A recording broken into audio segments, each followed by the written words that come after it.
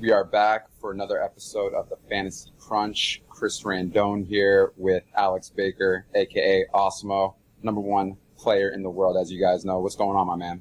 Not much, man. Just excited for football season to start off and use some Fantasy Cruncher to build these lineups. Have you made any Week 1 lineups yet? I haven't. I usually wait till like the last week of preseason just because of injuries and different shifts that take place, but I mean, I don't know. Making this video gets me excited about that millionaire maker, man. So I might be diving in a little bit sooner rather than later. Yeah, dude, I'm ready to put in my $1 million lineup right now. Like, while I wait, right? Man, you already calling Week 1? You taking it down? I mean, I think we're all calling it until it actually happens because it's much easier to call it than to win it. True. Well, the good thing is that for those who are looking to win the millionaire maker as well, we're going to start off talking about stacking in the NFL. Some different kind of approaches and methodologies on why stacking is important, and just go over some topics to kind of help you guys be able to know how to roster NFL for the upcoming season.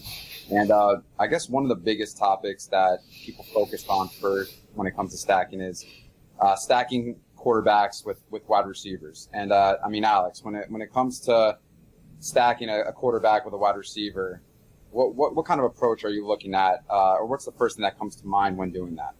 Yeah, I mean, that's a lot because the quarterback's fantasy production is the sum of all the wide receivers and tight ends and to a lesser extent running backs. And that makes it a lot easier to pick the winning players instead of picking two totally random different players. Yeah, I would say when stacking a quarterback, I think it's definitely a must. And one of the biggest things that we should point out here is if you're just picking a quarterback and you don't have a wide receiver to pair with him, you are now really putting yourself in a horrible position because the majority of the time there's other people that are stacking that team with that quarterback and that wide receiver, which puts more stress on you to find points elsewhere. And if your quarterback is getting points, that means someone else is getting points as well with him throwing the ball. So it's definitely a must, and I think it's not only a big strategy, but it's probably the number one positive way of correlating a stack is going quarterback and a wide receiver. Absolutely. I mean, to win a tournament, your quarterback needs to get 4 or 5 passing touchdowns. You want to get the guys that are scoring those touchdowns in your lineup because any game that a receiver scores a touchdown is usually a plus performance as far as your fantasy team. Right, and don't forget too, when it comes to the wide receivers, you have a few to choose from. So I guess we should go into that next question is, when it comes to choosing wide receivers with your quarterback, are you a guy that likes to, mix it around and go different wide receivers? Do you like to pair the tight end, or do you like to go all three? So I think that if you're going to do one receiver, you usually want that wide receiver one because that's the player that's making up the biggest chunk of the quarterback's production. But it makes a lot of sense to maybe stack two receivers or even in some cases 3. And it's just like if all 3 of those guys have a good game, which is less likely, that means your quarterback's having a great game. But one stack I would probably avoid is a stack where you have the quarterback but not the best wide receiver. So for example, this lineup that is spit out in Fantasy Cruncher here when I just stacked quarterback, wide receiver, has Garoppolo paired with Deebo Samuel. And, I mean, that's not necessarily the guy that is going to make or break Garoppolo's night, so it doesn't make as much sense. Yeah, normally when you're going with a quarterback and you're someone who naturally is projecting that this quarterback is going to have a solid game, let's just say 400-plus yards, 4 touchdowns, you're going to want one of those talented playmakers catching the ball. And I mean, for example, we can just throw out there, like we just talked about right before the show, Jameis Winston, and you have an option of choosing Mike Evans or Chris Godwin. Naturally, you're going to go first with Mike Evans because he's, the number one primary target for Winston, and he's also probably going to be the highest projected wide receiver. But then also, if you're looking to have different pieces of that game, you're going to want to pivot and maybe have another roster and go to Godwin. Because these are 2 options that are probably going to get points outside maybe like a Deebo Samuel paired up with Jimmy Garoppolo, who is really unknown if that's going to really fare out in your favor. Absolutely. I think a like in general, you want as much of the quarterback's passing production as possible. So that's why it makes sense to kind of go with maybe Evans and Godwin in the same lineup, because then you have this like massive correlation, and it makes it much easier if that game goes off that you have the right guys. Yeah. I mean, assuming you're targeting the top quarterback's weapons, that's going to put you in line to have the potential of scoring a lot of points. Tight ends, this is something where, do you pick a tight end and a wide receiver? Do you go 4 guys? I mean, when it comes to picking a tight end, are you someone that likes to pair the tight end with the quarterback? So in Fantasy Cruncher, it actually becomes a tricky situation because, of course, you want a tight end with your quarterback because the tight end production is a lot more dependent on touchdowns and there are a little bit less players to choose from. So just getting a guy that gets a touchdown on the team with your quarterback, that's usually good enough for your lineup. But the problem is not every team has a tight end that is fantasy relevant. So if you go into advanced options and you select it must stack a tight end from your team, I think you're going to end up excluding a lot of quarterbacks you might want just simply because there isn't a good enough tight end. Like, for example, stacking up Goff, like the wide receivers on that team are so much better than the tight end. So maybe like that's a team where you wouldn't stack up the tight end, but a different team like San Francisco with Kittle, like of course you want to prioritize him over any wide receiver on that team. Yeah, and the thing is there is positive correlation there when choosing a tight end with a really solid quarterback like a Kittle, maybe Garoppolo, or maybe like a Kelsey and Mahomes, which is probably a better example. Mm-hmm. But I mean, at the end of the day, it's much tougher to find a certain amount of quarterbacks with a certain amount of probably talented tight ends because there's only so many few tight ends in the league that are really fantasy relevant. So at the end of the day, for me personally, I like to have a little bit of tight ends there, but majority of the time I'm going with the wide receiver quarterback combo in the passing game. With the running backs and quarterbacks, do you ever find yourself pairing quarterbacks and running backs in a stacking option? I think it can work for sure. Like if you get a guy like McCaffrey who receives a ton of passes and maybe even on a season might be the leading receiver of the team, like that makes a lot of sense. The one thing I'll mention is that it's not as an effective use of your salary as stacking up a wide receiver tight end whose production is solely based on the quarterback's production.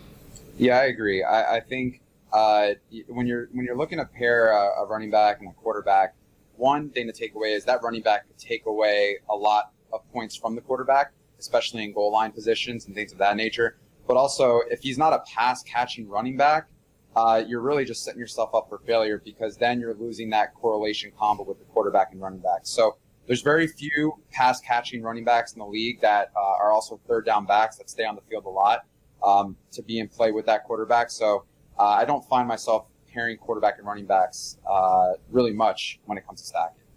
Yeah, it's more of the exception to the rule for sure.